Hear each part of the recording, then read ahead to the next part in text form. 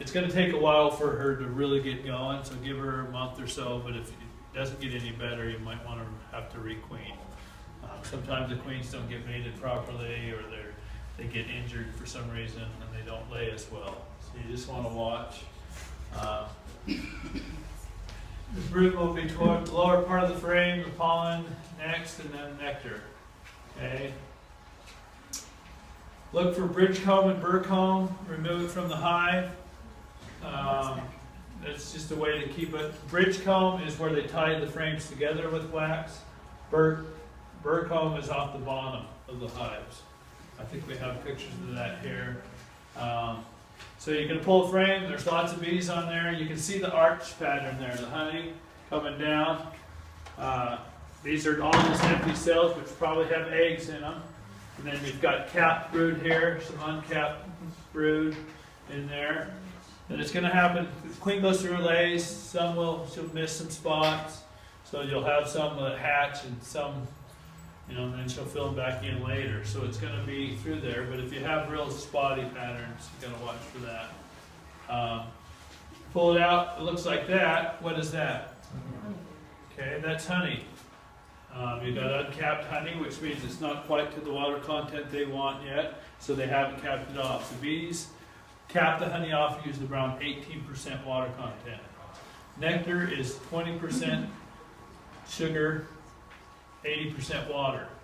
Honey is 18% water, 80% sugar. So they flip it. They dehydrate it all, they get it all, so it's more sugar than it is water. Honey is a super saturated sugar solution. So I have a class called All About Honey. If you want to learn how the bees make honey, take the nectar, change it into honey. We teach that class. It's a fun class to come to. Have a lot of honey samples and different things during that class. But it's a good class. Here it shows some burr comb. Down on the bottom of the frame, you got burr comb off the bottom. Usually that is drone cells. The frame itself has the worker cell pattern, so they drew it all out in worker cells. The queen says, we need some drones, and so they start building bridge comb usually to make drone cells. And that's okay, but when you go into the hive, you pull that out and you've got that down on your frame, you're inspecting it, you're going to want to scrape that off. And you're going to take your hive tool.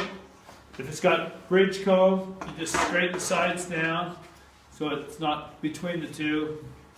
Burr comb, you just scrape the bottom off, take that wax. Some people save it, some people just throw it away. But you want to clean that frame back off. You don't want to damage the main part of it, just the edges. And the reason for that is it makes it easier. If you leave that every time, it's going to get worse and worse. Pretty soon the bees aren't going to have any room to move between each frame because it's all going to be full of wax. And so it's best to clean it off. It's just mostly for your purposes of inspecting the hive, making it easier for you to inspect, and then also it makes it easier for the bees to get between frames so they don't have to work so hard to get all the way up to the top boxes. So you just want to scrape that off, just clean it off, keep it nice and clean. That right there is a full frame of honey. Honey, usually they'll do two different types of cappings. This is called wet cappings. It looks like it's wet because it's right on top of the honey. There's also what's called dry cappings, where they actually put an airspace between the honey and the capping. Each set of bees does it a little bit differently. Looks more like this. It's kind of dry. This is still a little wet. And so you'll see different forms of it. But that whole frame is basically ready to harvest. So you can go in. And that's what you want to see when you go to harvest, is frames that are totally full and totally capped.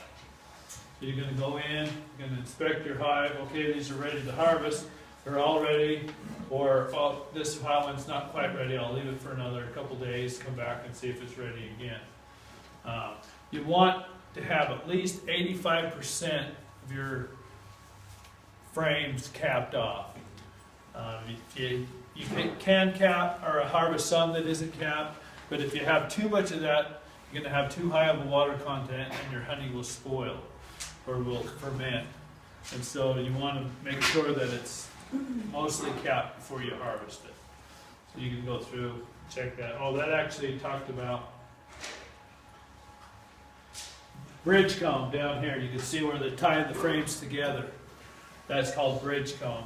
They've tied those together. And you're just going to want to go through and just scrape that off and make it easier for the bees to get up back and forth through there. So that's some more honey. This is a brood pattern here. You can see that's a good laying queen there. That's totally solid brood. That's what you want to see, is really nice laying patterns like that. I brushed the bees off. That's the same frame. So you can see the brood pattern. Some of them are uncapped because they've hatched. These ones are uncapped and there's a little baby bee in there. It looks like a bee, but there's no hair or anything on it. For some reason, every once in a while, they will uncap them like that. And then they'll cap them back up and raise. And then every once in a while, you'll see them starting to chew their way through, and you can sit and watch the little baby bee come out. It's really fuzzy and cute. They're really cute. It's neat to watch them. You see they're really young. So you watch that. This is pollen. So you'll see this in the hive, a bunch of different cells all packed with different colors. That is pollen that's inside the hive. The bees bring that back to the hive and store it in there also. And they need that for brood production. It's protein for them. You can also harvest pollen. There's a way to do that. You do it before they store it. But there's called pollen traps to put on your bottom board. They have to crawl through a little screen and it knocks the pollen off their body into a little drawer that you can harvest and use for that. So it's showing a box of bees on its side, like I was saying. That right there is 10 frames covered with bees. If you see one, and I say when you first add, you're supposed to get 7 of the 10 frames covered with bees and full of stuff before you add your next box. If you add your next box too soon, they get too much space. They don't know how to, what to do with it all, so that it slows them down.